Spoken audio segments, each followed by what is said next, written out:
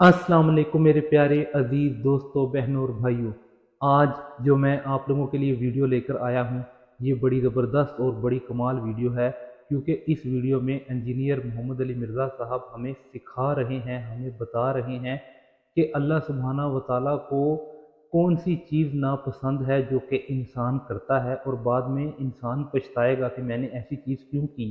और इंजीनियर मोहम्मद अली मिर्ज़ा साहब ये सारी बातें कुरान मजीद के रेफरेंस से बता रहे हैं, और कुरान मजीद की ये दो आयात जो सी हैं ये पढ़ के सुनाई है, और इन आयात से बताया है कि कौन सी चीज़ थी जो अल्लाह सुब्हानहू व तआला को नापसंद थी और इंसान दुनिया में वही करता रहा, और अब जब उसे क़यामत वाले दिन सज़ा मिल रही होगी तो उसे कहा जाएगा कि तुम ये करते थे, तो तब अल्लाह सुब्हानहू व तआला को ये चीज़ें बहुत बुरी लगती थी जो कि अब तुम्हें बुरी लग रही हैं। इसके लिए इंजीनियर मोहम्मद अली मिर्ज़ा साहब ने दो आयात का जो है ना हवाला लिया।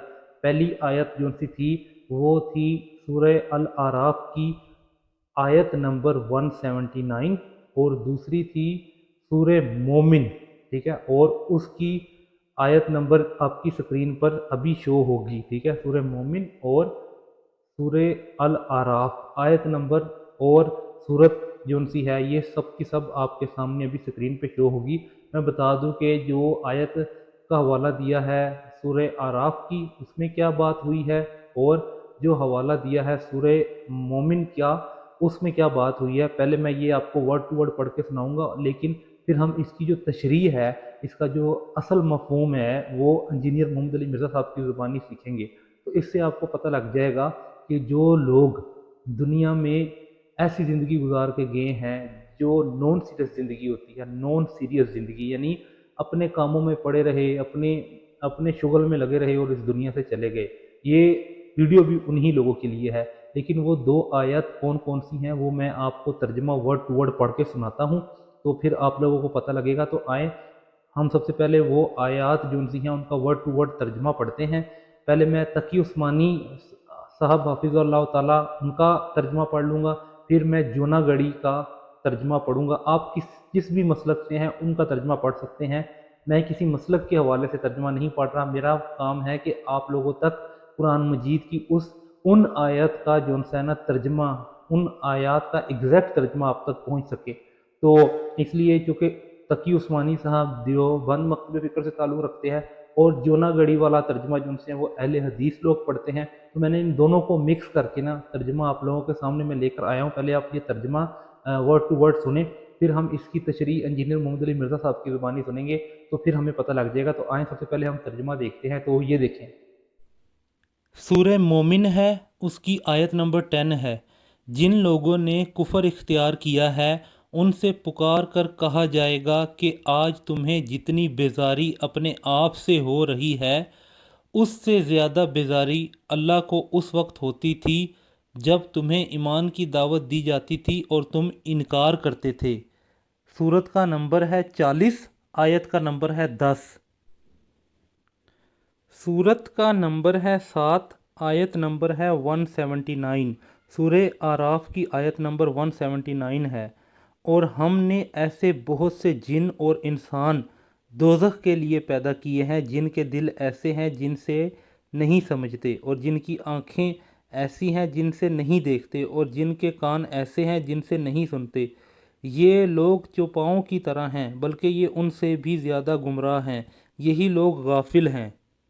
दोस्तों, बहनों और भाइयों, मैंने आप लोगों को वर्ड टू वर्ड सूरह अल आराफ और सूरह मोमिन का तर्जमा, उस आयत का तर्जमा, उन आयत का तर्जमा सुना दिया है जिन आयत की तशरीह अभी मैं आप लोगों को इंजीनियर मोहम्मद अली मिर्ज़ा साहब की ज़ुबानी सुनाऊंगा।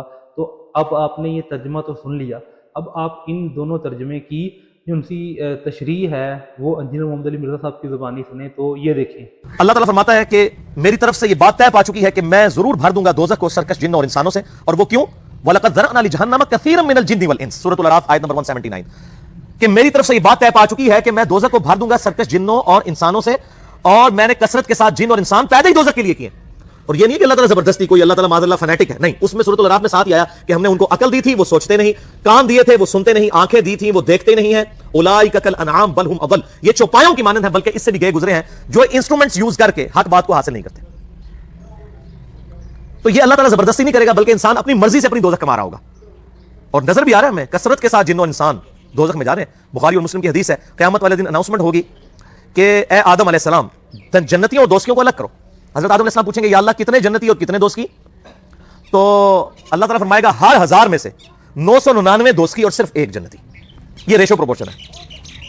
اور نبی علیہ السلام فرماتے ہیں یہ وہ وقت ہوگا, اور یہ قرآن حکیم میں بھی سورۃ المزمل میں آیا, کہ لوگ جو ہیں وہ بچے بھی غم کے مارے بوڑھے ہو جائیں گے کہ ہر 1000 میں سے 999 دوست کی اور صرف ایک جنتی. لیکن دنیا میں لوگ کہتے ہیں ایک جنتی میں ہی ہوں گا. اب یہاں پہ وہ 200-250 کے قریب لوگ بیٹھے ہوئے ہیں, اور میں کہوں گا جی میں ایک گولی چلاؤں گا جس کو بھی لگ جائے, تو کوئی نہیں یہ سوچے گا یار کہ یہ 250 میں سے کسی اور کو ہی لگے, یہ ایک ہی چلانی ہے, سارے اٹھ کے بھاگیں گے. لیکن آخرت کے معاملے میں ہم بے فکر ہیں, حالانکہ وہاں پہ 1000 میں سے 999 دوست کی اور صرف ایک جنتی ہے. وہ پنجابی کہتے ہیں نا, عقل نہ ہوئے تو موجیں ہی موجاں, عقل ہوئے تو سوچیں ہی سوچا. جن کو عقل نہیں ہے نا وہ موجوں کی زندگی گزار رہے ہیں, لگ پتہ جائے گا. جو سیدنا علی رضی اللہ تعالیٰ عنہ علیہ السلام کا قول ہے کہ انسان سویا ہوا ہے, جب مرے گا جاگ اٹھے گا. اوہ یہ کیا ہوا, اصل زندگی تو یہ تھی. تو یہ بڑا سیریس معاملہ ہے, اس میں ہمیں سیریس ہونے کی ضرورت ہے. اللہ فرماتا ہے فذوقوا بما نسیتم لقاء یومکم ھذا, پس چکھو اس عذاب کا مزہ کہ جو تم دنیا میں ہماری ملاقات کو بھلا بیٹھے تھے. انا نسیناکم, آج ہم بھی تمہیں بھول جائیں گے, تمہارے حال پہ تمہیں چھوڑ دیں گے. وذوقوا عذاب الخلد بما کنتم تعملون, اور چکھو اس عذاب کا مزہ جو تم دنیا میں اعمال کیا کرتے تھے. جس طرح دنیا میں تم نے ہمیں پسے کچھ ڈال دیا تھا نا, آج ہم تمہیں بھی دوزخ میں ڈال کے بھول جائیں گے, تمہارے حال پر چھوڑ دیں گے. والعیاذ باللہ تعالی. اللهم اجرنا من النار, اللهم اجرنا من النار, اللهم اجرنا من النار. اللهم من احييته منا فاحيه على الاسلام ومن توفيته منا فتوفه على الايمان. آمین ثم آمین. میرے بھائیو اس کانٹیکسٹ میں ایک آیت میں چاہ رہا ہوں یہاں پر کراس ریفرنس کے طور پر پیش کر دوں. یہ بہت کریٹیکل ایشو ہے قیامت کے دن کے اعتبار سے, کہ سورۃ المؤمن کے اندر اللہ تعالیٰ ارشاد فرماتا ہے, پارہ نمبر 24 کے اندر سورۃ المؤمن ہے, سورہ غافر بھی اسے کہتے ہیں, اور اس کی شروع کی آیات میں ہی ایک آیت آتی ہے, آیت نمبر 10. یہ بھی قرآن حکیم میں چند سخت آیات میں سے ایک آیت ہے. ان الذین کفروا ینادون لمقت اللہ اکبر من مقتکم. قیامت والے دن جب اللہ کے جو نافرمان لوگ ہیں, یہ کفر کا ترجمہ انڈیا پاکستان بنگلہ دیش میں عجیب و غریب ہو گیا. کفر کا مطلب ہم سمجھتے ہیں ہندو سکھ عیسائی, عربی میں کفر کہتے ہیں انکار کرنے والے کو. جو عمل سے انکار کر دے وہ بھی کافر, جو عقیدے میں انکار کر دے وہ بھی کافر. یعنی عملاً تو مسلمانوں کی اکثریت عملی کافر ہے, جب وہ نماز چھوڑ رہی ہے تو نماز کفر اسلام میں فرق ہے, صحیح مسلم کی حدیث ہے. تو جو نافرمان لوگ ہیں, انکاری لوگ ہیں, اللہ تعالیٰ کی طرف سے انہیں قیامت والے دن عذاب دینے کے بعد ندا کی جائے گی. لمقت اللہ اکبر من مقتکم انفسکم اذ تدعون الی الایمان فتکفرون. اللہ تعالیٰ قیامت والے دن ان سے فرمائے گا جب ان کو عذاب دے گا کہ آج تمہیں اس عذاب سے بیزاری اور تکلیف ہو رہی ہے, کہیں گے ہاں ہو رہی ہے. اللہ تعالیٰ فرمائے گا اس سے زیادہ ہمیں دنیا میں تکلیف ہوتی تھی جب تمہیں ہماری طرف بلایا جاتا تھا اور تم روح گردانی کر دیتے تھے, ہمیں اس سے زیادہ تکلیف ہوتی تھی. یہاں کہتے ہیں او جی اللہ تعالیٰ ساری نمازیں نہیں چاہیے. او بھائی اللہ تعالیٰ نے کب کہا کہ مجھے تمہاری نمازیں چاہیے؟ اللہ تعالیٰ فرما رہا ہے تمہیں تمہارے لیے نمازیں چاہیے کامیاب ہونے کے لیے. کراس ریفرنس کے طور پہ ایک اور آیت میں ضمن بیان کر رہا ہوں, سورہ الزمر آیت نمبر 7 پارہ نمبر 23 میں, ان تکفروا فان اللہ غنی عنکم. اگر تم ناشکری کی روش اختیار کرو گے, اللہ کے نافرمان بن جاؤ گے, بے شک اللہ بے پرواہ ہے. ولا يرضى لعباده الكفر, لیکن یہ بات یاد رکھنا اللہ تعالیٰ ناشکری کو اپنے بندوں کے لیے پسند نہیں کرتا. بے پرواہی کا مطلب کوئی یہ نہ لے کہ خیر ہے اللہ تعالیٰ معاف کر دے گا, نہیں, پسند نہیں کرتا. وَإِن تَشْكُرُوا يَرْضَاهُ لَكُمْ, اگر تم شکر گزاری کی روش اختیار کرو گے تو اسی کو اللہ پسند کرے گا. وَلَا تَزِرُ وَازِرَةٌ وِزْرَ أُخْرَى, اور یاد رکھنا کوئی جان قیامت والے دن کسی دوسرے کا بوجھ نہیں اٹھائے گی. ثُمَّ إِلَىٰ رَبِّكُمْ مَرْجِعُكُمْ فَيُنَبِّئُكُم بِمَا كُنتُمْ تَعْمَلُونَ, اس کے بعد تمہیں لوٹ کر تمہارے رب کے پاس جانا ہے, وہ تمہیں بتا دے گا جو کچھ تم دنیا میں عمل کیا کرتے تھے. إِنَّهُ عَلِيمٌ بِذَاتِ الصُّدُورِ, بے شک اللہ تعالیٰ سینوں کے چھپے ہوئے رازوں کو بھی جاننے والا ہے. یہ بڑا کریٹیکل ایشو ہے, اس مسئلے کو سمجھ لیں. اللہ تعالیٰ بے پرواہ ضرور ہے, لیکن اس کا یہ مقصد کوئی نہ لے. وہ کہتا ہے جو کچھ ہو رہا ہے اللہ کی مرضی سے ہو رہا ہے. یہ جملہ ہی غلط ہے, اللہ کی مرضی سے نہیں ہو رہا. اللہ کیا یہ چاہتا ہے کہ لوگ جو ہے وہ نمازیں چھوڑیں, یا لوگ حرام خوریاں کریں, یا لوگ ناحق اپنے رشتہ داروں کا مال دبا لیں, یا لوگ ناحق یتیموں کے اوپر ظلم کریں؟ نہیں, اللہ کی اجازت سے ہو رہا ہے. اجازت کا مطلب یہ ہے کہ دنیا میں اللہ پکڑتا نہیں ہے. جس طرح کہ سورہ النساء میں ہے, جو لوگ یتیموں کا مال ناحق ہڑپ کرتے ہیں اپنے پیٹوں میں دوزخ کی آگ بھر رہے ہیں. اب یہ آگ دنیا میں ڈورمنٹ پوزیشن میں ہے. آپ دنیا میں انگارہ زبان پہ رکھیں, زبان جل جائے گی. حرام کا مال کھا بھی جائے کچھ نہیں ہوگا, لیکن اللہ تعالیٰ ہمارے جو حرام مال کھا رہے ہیں یہ اپنے پیٹوں میں دوزخ کی آگ بھر رہے ہیں. قیامت والے دن مورل لاز ایکٹیو ہو جائیں گے, دنیا میں مورل لاز ایکٹیو نہیں ہے, اور وہی جو کھایا ہوا مال ہے نا وہ دوزخ کی آگ بن جائے گا. تو یہ دنیا میں نہیں پتا چلتا. تو اجازت سے ہو رہا ہے اس حوالے سے کہ اللہ تعالیٰ فوراً پکڑ نہیں کرتا, ورنہ تو اذان کی آواز آئے اور کوئی نماز پڑھنے کے لیے مسجد میں نہ جائے تو اس کو تو اسی وقت زمین میں دھنس جانا چاہیے. لیکن اللہ تعالیٰ نے اجازت دی ہوئی ہے, اختیار ہے, تمہاری مرضی ہے. انا ہدیناہ السبیل, ہم نے ہدایت کا راستہ واضح کر دیا. اما شاکرا و اما کفورا, چاہے شکر گزاری کی روش اختیار کرو خواہ نہ شکری کی, اللہ تعالیٰ نے راستہ واضح کر دیا. اب تمہاری مرضی ہے, زبردستی وہ نہیں کرے گا, یہ ذہن میں رکھیے گا. یہ اس کی ضد ہے بندے کے ساتھ کہ جو لوگ کوشش کریں گے نا انہی کو ہدایت ملے گی. والذین جاہدوا فینا لنہدینہم سبلنا, جو لوگ ہماری راہ میں کوشش کریں گے ہم انہی کے لیے اپنی راہیں کھولیں گے. زبردستی اس نے ہدایت نہیں دینی, یہ بالکل اس کو اپنے دماغ میں سے نکال دیں کہ زبردستی ہدایت والا معاملہ ہوگا.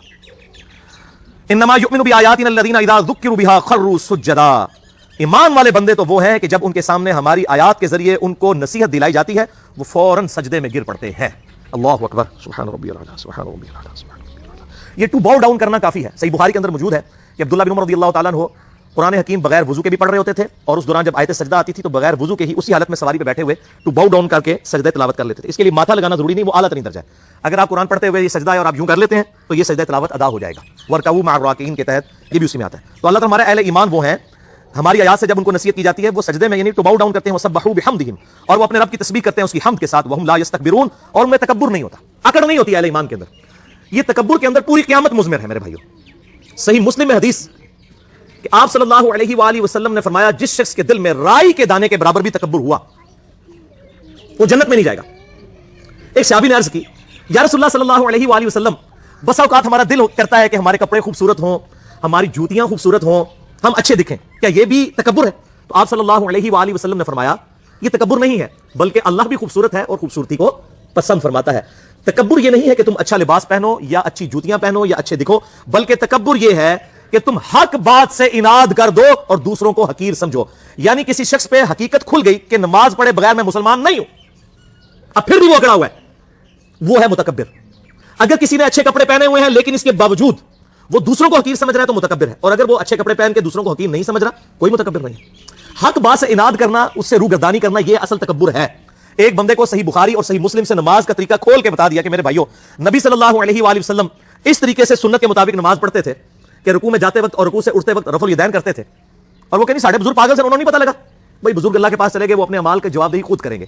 ہمارے سامنے جو کتاب و سنت کے دلائل ہیں ہم نے تو اس کے سامنے سر تسلیم خم کرنا ہے، نہ کہ ہم نے کسی اور کو دیکھنا ہے. ہمارے لیے تو آئیڈیل ہمارے محبوب صلی اللہ علیہ وآلہ وسلم کی مبارک ذات ہے، نہ کہ کسی دنیا دار شخص کی یا ہمارے آباء و اجداد ہمارے لیے آئیڈیل ہے. لقد کان لکم فی رسول اللہ اسوۃ حسنہ، بے شک رسول اللہ صلی اللہ علیہ وآلہ وسلم کی زندگی میں تمہارے لیے بہترین نمونہ ہے.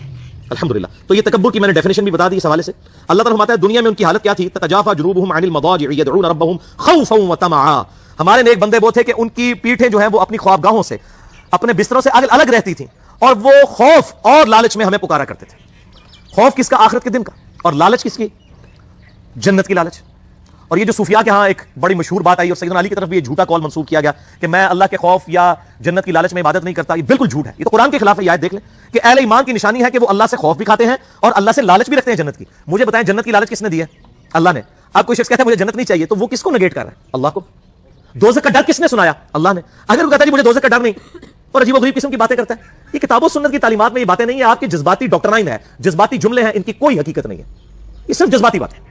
اہل ایمان جو ہے وہ تو اللہ تعالیٰ نے سورۃ الفرقان میں فرمایا کہ اہل ایمان تو دعا کرتے ہیں ربنا اصرف عنا عذاب جہنم ان عذابها کان غراما، اے رب ہمارے ہم سے دوزخ کا عذاب پھیر دے، بے شک دوزخ کا عذاب تو ہمارے گلے کا پھندا بن چکا ہے، یہ لٹکتی ہوئی تلوار ہے ہمارے سر کے اوپر، اللہ ہمیں دوزخ سے رہائی عطا فرما دے. یہاں پہ کہتے ہیں دوزخ کا ڈر نہیں، جنت کی لالچ نہیں ہے. اور اللہ تعالیٰ کیا فرما رہے ہیں کہ اہل ایمان خوف بھی رکھتے ہیں اور امید بھی. ومما رزقناہم ينفقون، اور ہمارے دیے ہوئے مال میں سے ہماری راہ میں خرچ کرتے ہیں. ظاہر ہے جیب وہی ڈھیلی کرے گا جسے آخرت کے ڈیوائن بینک کی امید ہوگی کہ دنیا میں جو کچھ جو ہے وہ خرچ کر رہا ہوں اللہ کے ڈیوائن بینک میں سٹور ہو رہا ہے، اللہ تعالیٰ مجھے 700 گنا اس سے بھی بڑھ کر لوٹائے گا انشاءاللہ. اب آپ لوگوں کو ان دو آیات کے ترجمے کے بعد ان دو آیات کی تشریح بھی سنائی جا چکی ہے انجینئر محمد علی مرزا صاحب کی زبانی، جو کہ کسی مسلک سے تعلق نہیں رکھتے، اپنے آپ کو صرف اور صرف مسلمان کہتے ہیں. تو آپ نے یہ دو آیات کا ترجمہ اور تشریح دونوں سیکھی. اس سے ہمیں کیا پتہ لگا؟ اس سے ہمیں یہ پتہ لگا کہ جو بندہ بیزار ہوتا تھا نا کہ مجھے نماز کا کہا جا رہا ہے، دین کا حکم دیا جا رہا ہے، تو اسے وہ جون سا ہے بیزار ہوتا تھا ان چیزوں سے دور ہوتا تھا، اور اللہ سبحانہ و تعالیٰ کو یہ چیزیں بری لگتی تھیں. تو جب اس کو سزا دی جا رہی ہوگی نا تو تب انسان کو وہ چیزیں بری لگ رہی ہوں گی، لیکن اس کی سزا نہیں رکے گی کیونکہ اس کا عمل کرنے کا ٹائم دنیا میں تھا، اس کی زندگی میں تھا کہ وہ عمل کرتا. اب جب قیامت کا وقت آ گیا ہوگا تو اس کا عمل کرنے کا وقت ختم ہو گیا ہوگا. اس لیے میرے پیارے عزیز دوستوں، بہنوں اور بھائیوں، اپنے آپ کو اللہ سبحانہ و تعالیٰ سے کنیکٹ کرو، اپنے آپ کو اللہ سبحانہ و تعالیٰ کے سپرد کر دو. بہت ہی سمپل طریقہ ہے اپنے آپ کو اللہ سبحانہ و تعالیٰ کے کو سپرد کرنا. وہ کیسے کرنا ہے؟ آپ نے 5 وقت کی نمازیں پڑھنی ہیں، آپ سے نہیں پڑھے جاتے، نوافل نہیں پڑھی جاتی سنتے، تو میری ریکویسٹ یہ ہے کہ آپ صرف فرض ہی پڑھ لیا کریں. فرض کیسے؟ 2 فرض فجر کے، 4 فرض ظہر کے، 4 فرض عصر کے، 3 فرض مغرب کے، 4 فرض عشاء کے. یہ ٹوٹل 17 بنتے ہیں. آپ یہ 17 جو ان سے فرائض ان کی ادائیگی پکی کر لیں تو انشاءاللہ اللہ سبحانہ و تعالیٰ آپ کے گناہ بھی معاف کر دے گا اور اللہ سبحانہ و تعالیٰ آپ کو جنت میں بھی جگہ دے گا۔ آپ کم سے کم فرائض تو پکے کریں، پھر اللہ تعالیٰ توفیق دے گا تو آپ پھر سنتیں بھی پڑھنا شروع کر دیں گے۔ جب آپ سنتیں پڑھنا شروع کر دیں گے تو پھر اس بارے میں حدیث آتی ہے کہ جو بندہ سنتیں پڑھتا ہے پھر وہ میرے اتنے قریب ہو جاتا ہے کہ میں اس کے ہاتھ بن جاتا ہوں، میں اس کی آنکھیں بن جاتا ہوں، میں اس کے کان بن جاتا ہوں۔ یعنی اتنی خوبصورت حدیث ہے کہ اللہ سبحانہ و تعالیٰ اس کے ہر کام میں اس کا مددگار ہو جاتا ہے، جس کا مفہوم یہ ہے۔ تو میرے پیارے عزیز دوستوں، بہنوں اور بھائیوں، امید کرتا ہوں کہ آپ لوگوں کو میری یہ ویڈیو بھی پسند آئی ہوگی۔ اگر آپ لوگوں کو میری یہ ویڈیو پسند آئی ہے تو کمنٹ میں ماشاءاللہ لکھ دے۔ میرے سے کوئی مسٹیک ہوئی ہے تو پہلے ہی میں آپ لوگوں سے ہاتھ جوڑ کے معافی مانگ لیتا ہوں، مجھے معاف کر دیجیے گا اگر مجھ سے کوئی مسٹیک ہوئی ہے۔ اور اگر میری ویڈیو پسند آئی ہے تو کمنٹ سیکشن میں ماشاءاللہ لکھ کے مجھے اپریشیٹ کریں تاکہ میری بھی حوصلہ افزائی ہو۔ امید کرتا ہوں کہ آپ کو یہ ویڈیو بھی پسند آئی ہوگی۔ جزاکم اللہ خیرہ۔